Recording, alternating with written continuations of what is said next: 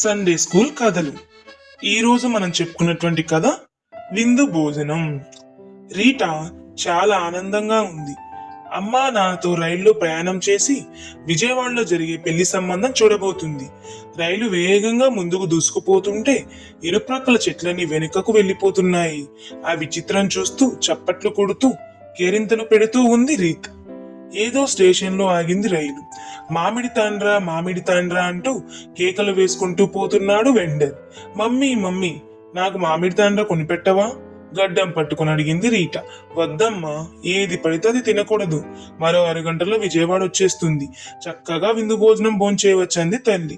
ఓ, నాకు ఆకలి అవుతుంది, కొనమ్మా, నాకిప్పుడు కావాలి. ఏడుపు మొదలు పెట్టపోయింది రీటా. నీవెంత మొత్తుకున్నా నేను కొనేది లేదు. కడుపు నొప్పిటి చస్తావు తెలుసా? కోప్పడింది అమ్మ. రీటా ఏడుపు మొదలుపెట్టింది. ఇదంతా చూస్తున్న తండ్రి నాన్న ఇష్టం లేకుండానే కొనిచ్చాడు. రీటా ఆనందంగా అంతా మింగేసింది. రైలు బయలుదేరింది. అంతలోనే రీటా కడుపంతా దేవడం మొదలైంది. తిన్నదంతా వాంతి చేసుకుంది. కడుపు ఖాళీ అయింది. నీరసంగా బెంచి మీద పడుకుండిపోయింది. విజయవాడలో పెళ్లి ఇంటికి చేరారు. విందు మొదలైంది. అంతా పుష్టిగా భోంచేస్తున్నారు. అది చూస్తుంటే రీటాకు వాంతి వచ్చినట్లయింది. తన ఈడు పిల్లలు స్వీట్లు బజ్జీలు తింటున్నారు.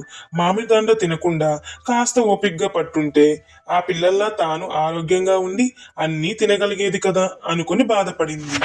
మనం నేర్చుకోవాల్సిన పాఠం ఏంటి రీటా కథ ద్వారా? బైబిల్ యొక్క పాఠం ఏంటి అంటే, సాత్వికులు ధన్యులు, వారు భూలోకంను స్వతంత్రించుకొందురు. అంటే తీర్మానం మనం ఏం చేసుకోవాలి? ఎల్లవేళలా నేను ఓపికగా ఉంటాను. అంటే సమయం అనేది ఏదైనా గాని మన ఓపిక అనేది పాటించాలి. బైబిల్ పాఠం యోబు 42వ అధ్యాయం 1 నుంచి 17 వచనాలు. అంశం యోబు అతని యొక్క స్నేహితులు.